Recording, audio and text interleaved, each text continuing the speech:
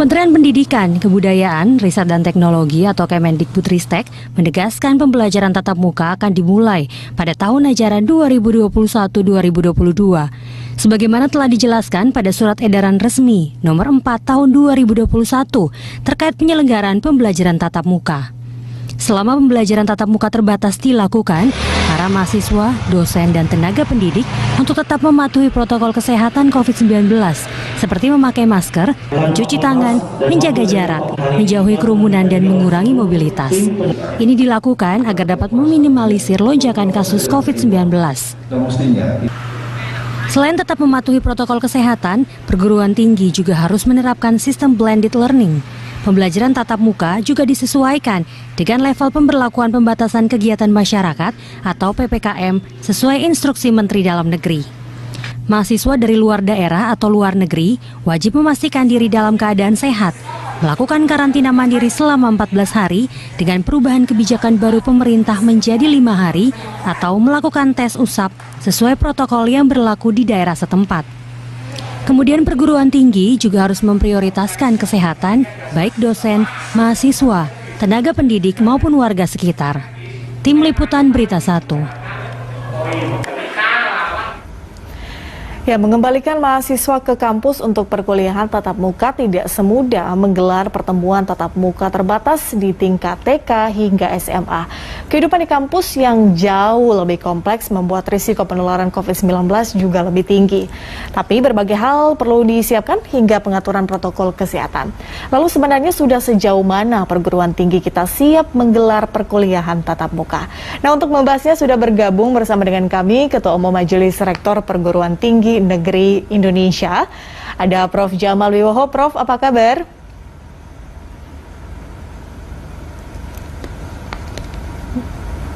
Baik, nampaknya masih di mute, Prof. Saya sehat. Sehat ya, Prof? Ya. Oke, baik, alhamdulillah. Prof, kita juga sudah terhubung dengan epidemiolog Unair, Pak Windu Purnomo. Pak Windu, apa kabar? Alhamdulillah sehat, Mbak Patricia. Baiklah, semoga semua dalam keadaan sehat dan pastinya salam sehat dulu semuanya ya. Semoga kita tetap terhindar dari penyakit apapun itu, kita nggak ingin seperti itu. Nah, kita ini juga masih berkaitan dengan itu ya, penyakit COVID-19. Saya ingin ke Prof. Jamal terlebih dahulu.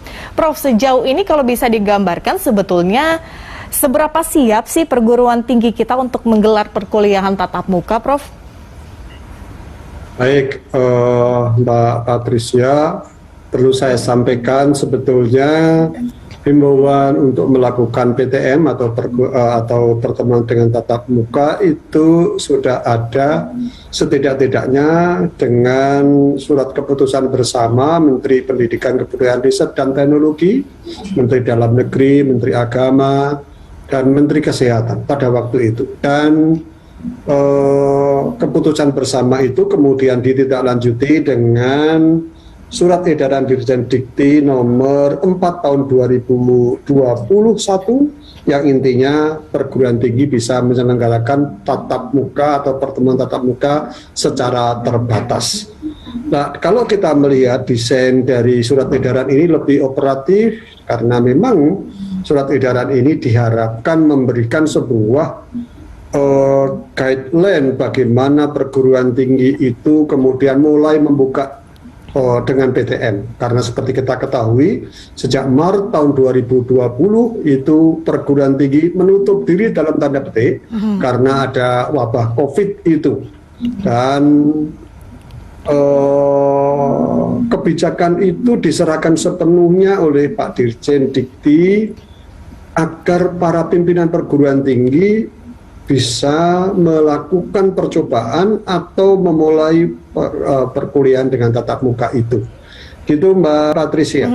Jadi bisa dibilang sudah sangat siap, Prof? Ya, kalau sudah sangat siap amat bergantung pada perguruan tinggi. Kalau misalnya saja Universitas 11 Maret misalnya saja, kami sejak tanggal 7 September lalu sudah kuliah. Tetapi mohon maaf, dalam prakteknya memberikan PTM untuk membuka kuliah atau membuka tatap muka ini disertai dengan dua. Yang pertama adalah bersyarat dan bertahap. Bersyarat, maka satu, PTM itu tidak diwajibkan, artinya mahasiswa itu boleh ikut atau tidak ikut. Maka sistem pembelajarannya kemudian diubah, yang awalnya itu daring, maka ini daring dan luring, atau banyak orang mengatakan menggunakan istilah blended learning, nah, dicampur atau hybrid learning. Nah itu. Yang kedua, harus ada izin dari Satgas COVID setempat, dan di dalam edaran itu juga perguruan tinggi harus membuat atau membentuk Satgas COVID. Ketiga, kalau kita lihat pesertanya itu juga harus sudah divaksin. Ya, kami menerapkan pesertanya sudah divaksin, dan alhamdulillah di perguruan tinggi di Universitas 11 Maret khususnya itu semua mahasiswa yang berada di wilayah Eks-Karsidenan Surakarta dan sebagainya itu semuanya sudah divaksin 2 kali, sehingga memenuhi persyaratan untuk mengikuti PTM itu. Tidak hanya mahasiswanya, termasuk dosennya, termasuk tenaga administrasinya, dan sebagainya. Yang kedua itu bertahap. Tidak mungkin kalau misalnya saja dalam konteks ini perguruan tinggi kita di UNS misalnya, atau di UI atau di UNER, ayo masuk bareng-bareng, kita nggak berani. Nggak berani untuk 40.000 misalnya saja di UNS itu mahasiswanya, kemudian kita harapkan untuk masuk seperti sebelum COVID, tentu tidak berani. Oleh karena itu bertahap, 30% dulu dari kapasitas ruangan, dari kapasitas itu. Kita coba misalnya saja, kita punya 13 fakultas dan sekolah, maka satu hari itu hanya 3 atau 4 fakultas saja. Jadi tetap ada kegiatan, tetapi tidak ada kerumunan, tidak ada misalnya saja kemudian warung dibuka dan sebagainya, juga tidak. Nah, dan waktunya itu juga tidak lama, paling-paling ya 1 sampai 2 jam untuk setiap kali pertemuan itu. Setelah itu silahkan pulang, tidak boleh kemudian kerumunan, jajan di warung dan sebagainya atau di kantin-kantin, kita belum bisa melakukan itu. Artinya memang ada syaratnya, kemudian itu dilakukan secara bertahap. Pak Windu, catatan Anda nih Pak, kalau nanti memang sudah ada beberapa kampus yang kemudian melakukan pembelajaran tatap muka seperti itu, tapi adakah mungkin hal-hal yang harus benar-benar diperhatikan? Catatan Anda ini sebelum memulai, paling tidak untuk yang belum memulai PTM ya sekarang ini, apa yang harus dipersiapkan? Ya, nah tentu perguruan tinggi yang akan membuka PTM tentu harus memperhatikan beberapa hal kan. Yaitu pertama adalah status daerah. Karena PTM perguruan tinggi itu kan terletak di sebuah daerah tertentu. Apakah daerah itu sudah dalam status yang aman atau tidak, kan gitu ya. Tapi alhamdulillah Indonesia ini sekarang sebagian besar daerah-daerah, artinya kabupaten kota itu sudah level 1 dan 2. Ya, hanya sedikit yang masih level 3. Jadi kita sudah relatif lebih aman. Kota-kota besar sudah banyak level 1, misalnya Surabaya, Semarang ya, kemudian DKI gitu. Itu sudah level 1. Ya, jadi artinya level 1 itu dilihat dari 8 indikator ya, termasuk cakupan vaksinasinya. Nah, artinya sudah aman. Jadi sebetulnya kita sudah bisa lah ya di sebagian besar kota atau kabupaten itu perguruan tingginya membuka PTM ya, meskipun memang di awal tentu tidak langsung dibuka 100% dalam arti kapasitasnya ya. Jadi masih tadi Prof. Jamal tadi mengatakan masih ada yang 30% dulu ya kan, paling tidak 50% lah ya, paling tinggi sementara ya di awal. Kemudian nanti secara bertahap naik gitu. Tetapi yang paling penting adalah bagaimana sivitas akademika itu sudah terlindung atau tidak gitu. Ya, terlindung itu dilihat dari status vaksinasinya. Jadi seharusnya sivitas akademika di mana perguruan tinggi ini sudah melaksanakan PTM ya, meskipun hybrid ya, sebagian masih daring ya, tapi sebagian sudah bisa luring ya. Ini sudah harus divaksinasi 2 dosis lah. Ya, terutama mereka yang lansia itu tidak bisa ditawar. Ya, jadi yang lansia kan ini banyak dosen ya, para profesor ya. Itu yang lansia yang sudah di atas 60 tahun ke atas. Ya. Dan ini mutlak ini. Harus mereka jadi para tenaga kependidikan dan para dosen itu harus 100% sudah 2 dosis. Ya, 2 dosis vaksinnya. Kalau ada yang belum, maka mereka diminta untuk tidak mengajar dulu di kampus. Tetap bisa, kan masih hybrid juga. Bisa lewat online di rumah. Ya, yang belum divaksinasi. Kan ada juga para dosen yang mungkin tidak eligible untuk divaksinasi ya, karena kondisi dia punya penyakit penyerta yang oleh dokter tidak boleh divaksinasi. Ada itu. Tapi itu sangat sedikit. Itu mutlak nggak boleh masuk dulu ya, nggak boleh mengajar dulu di kampus, tapi tetap mengajar secara daring. Nah, mahasiswanya minimal 1 dosis minimal gitu ya. Itu Mbak. Berarti soal vaksinasi ini juga yang akan kita bahas di segmen selanjutnya. Pemirsa, tetaplah bersama kami, langsung segera kembali usai jeda.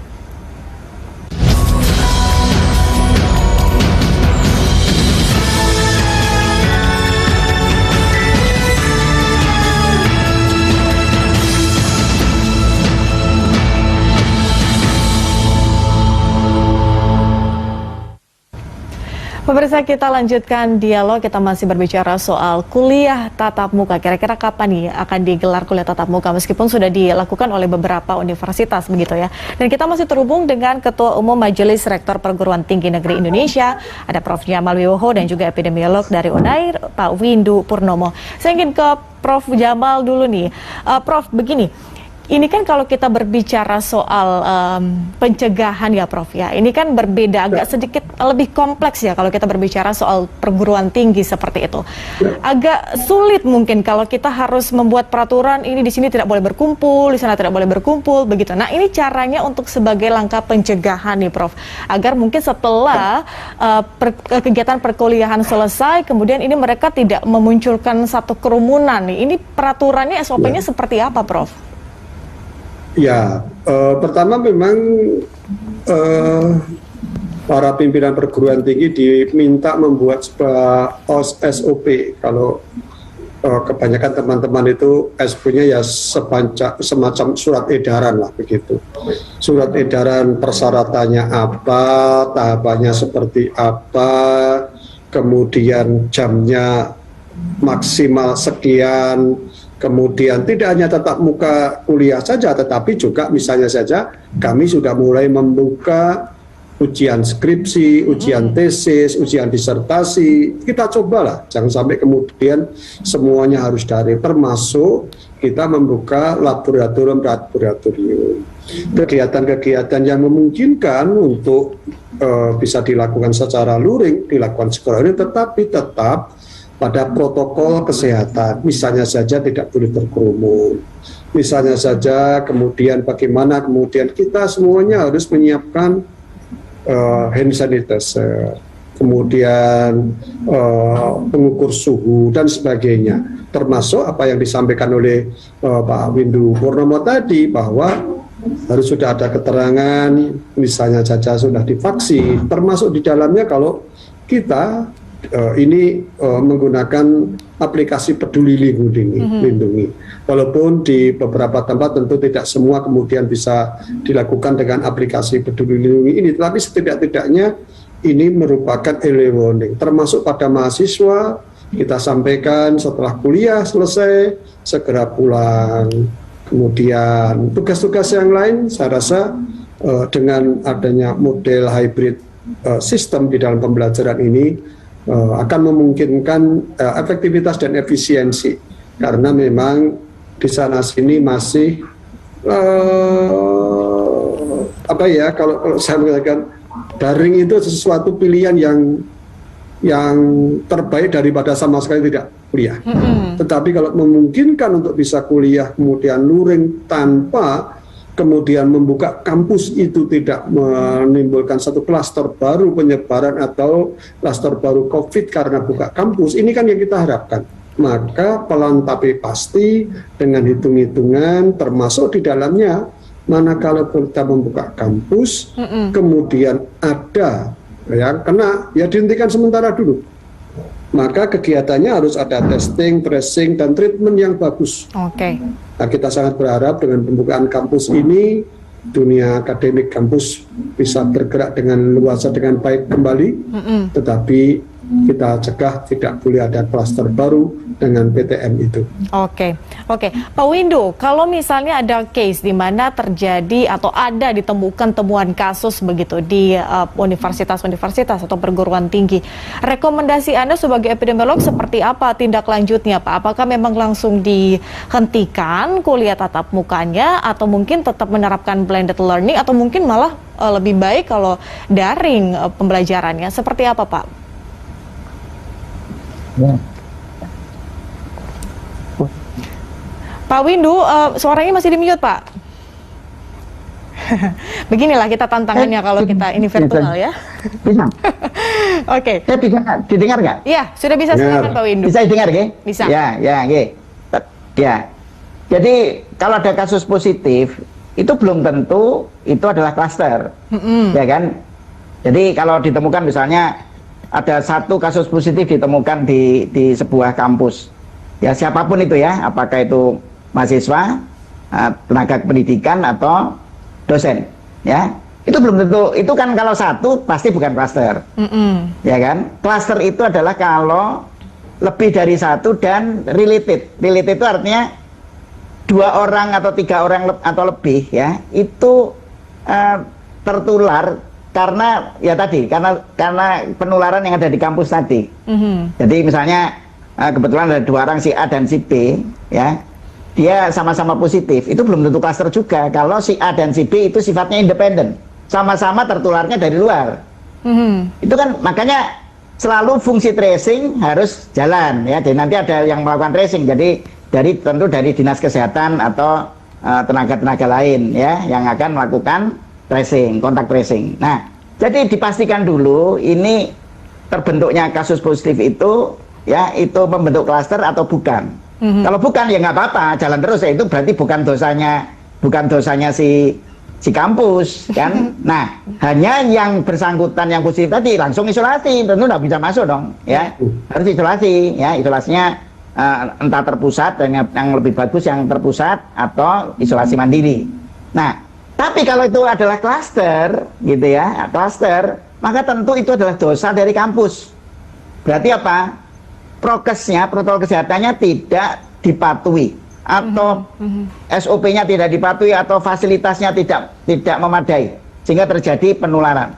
Nah, itu berarti memang entah fakultasnya itu tidak harus satu universitas ditutup, tidak. Itu kampusnya siapa? Misalnya kampus di kampus misalnya di sebuah fakultas, ya fakultas itu aja yang dihentikan sementara PTM-nya, ya kan, sambil dibenahi prokesnya. Jadi itu bukan hukuman, tetapi dilakukan sebuah asesmen ulang, apakah memang prokesnya jalan apa tidak sehingga terjadi klaster, apakah sarana prasarananya tidak memadai. Jadi di asesmen ulang. Kemudian kalau sudah bagus boleh lagi. Jadi per fakultas, dan tentu kasusnya sendiri harus diisolasi. Ya, jadi jangan kemudian satu universitas ditutup, ngapain gitu kan? Kalau terjadinya hanya di fakultas tertentu yang dalam lokasi tertentu, ya lokasi atau komunitas itu aja yang dihentikan sementara kegiatannya. Nah, jadi gitu yang kita lakukan. Makanya karena itu surveillance tetap harus dilakukan dengan baik, ya. Surveillance perilaku, jadi artinya bagaimana protokol kesehatan ini dilakukan dengan baik, enggak? Makanya sebuah universitas harus punya satgas, setiap fakultas harus punya satgas untuk memantau ini perilaku, ya, dari para sivitas, apakah mereka mematuhi protokol atau tidak, sarana prasarana masih bagus apa tidak, jangan-jangan ada tempat cuci tangan yang macet, tidak keluar airnya, lah itu ya dipantau gitu. Nah, diperbaiki. Kemudian juga surveillance kasus terus-menerus yang berbasis risiko.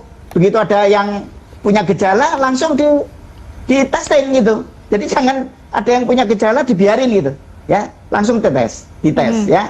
Dan kemudian kalau memang positif, lah nanti di tracing. Kalau ada klaster, Ya, nanti berarti harus ada penutupan sementara untuk asesmen Berarti ulang. memang Dan seterusnya, dan seterusnya. Ya, pada dasarnya Betul. kita melihat situasi dan kondisinya juga ya, dan memiliki panduan paling tidak. Kalau misalnya terjadi ini, apa yang harus dilakukan begitu? Itu ada panduan-panduannya sehingga juga universitas perguruan tinggi juga tahu harus melakukan apa kalau misalnya terjadi misalnya penemuan kasus atau mungkin terjadi klaster di kampus seperti apa. Baik, Prof. Jamal dan juga Pak Windu, kita masih ada satu segmen terakhir. Pemirsa tetaplah bersama kami, Landstalk segera kembali usai jeda.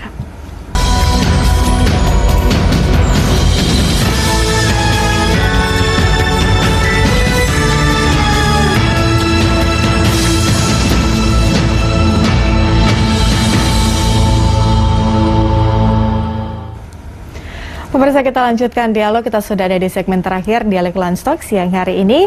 Prof. Jamal dan juga Pak Windu, kita lanjutkan. Saya ingin ke Pak Jamal, ke Prof. Jamal terlebih dahulu. Prof, kalau sejauh ini kalau kita berbicara soal kendala gitu ya, Prof, sudah ada beberapa universitas yang kemudian menggelar tatap muka. Tapi kalau untuk mereka mungkin yang baru akan memulai pembelajaran tatap muka ini, ada tidak sih sebetulnya kendala-kendala yang dihadapi dalam persiapan? Apakah mungkin dari sisi mahasiswa atau mungkin dari dosen pengajar atau mungkin dari infrastruktur yang mungkin kurang memadai atau apa sih, Prof, yang menjadi kendala?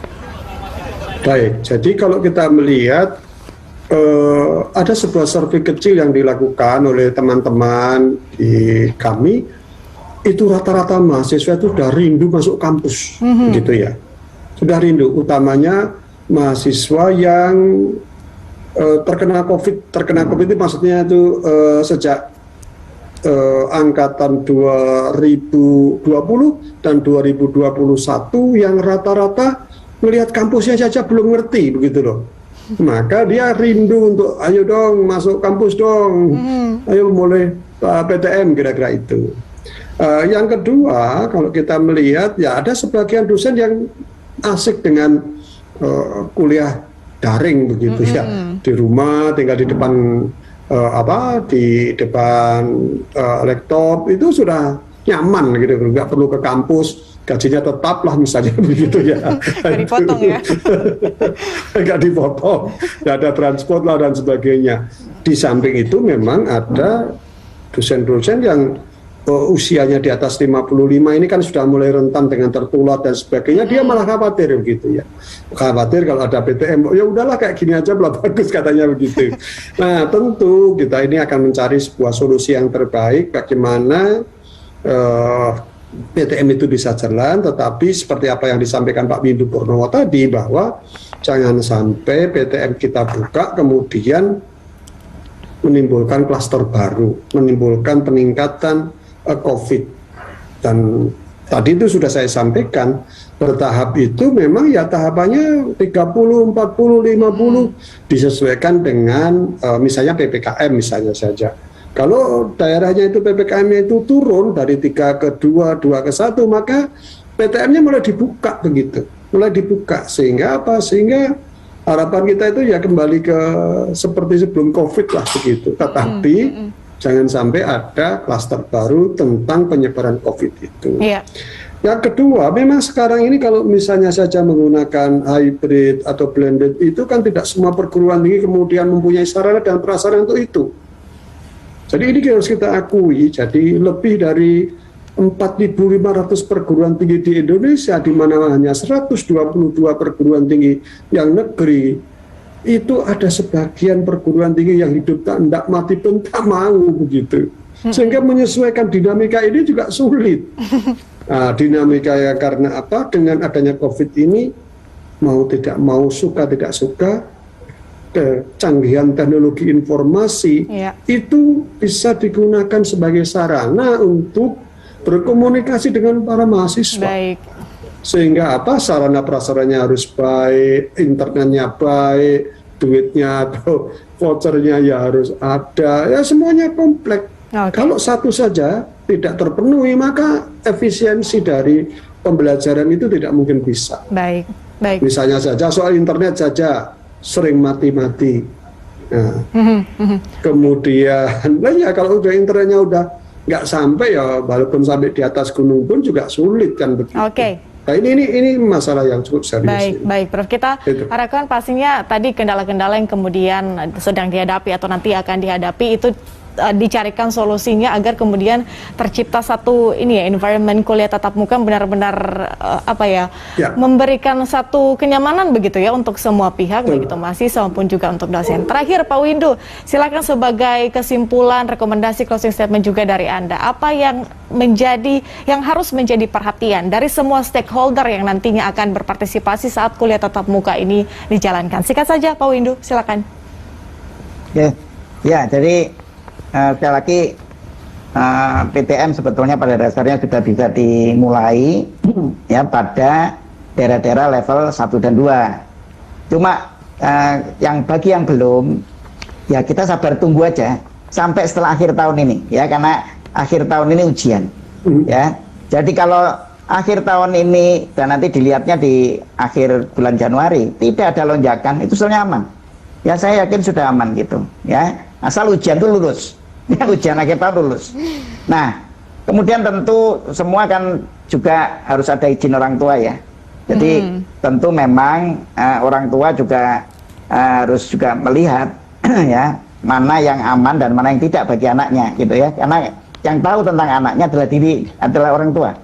Kalau ada anak yang masih punya komorbid misalnya ya dan belum divaksinasi 2 dosis, sebaiknya tidak usah dulu ya sementara. Ya, jadi keputusan orang tua penting dan itu harus dihargai, dihormati. Ya, makanya kesempatan untuk PTM secara hybrid, ya itu tetap harus dibuka dulu sementara selama pandemi belum berakhir sama sekali. Ya, saya kira begitu dan kita bisa melakukan PTM dengan aman sepanjang semua persyaratan tadi dipenuhi.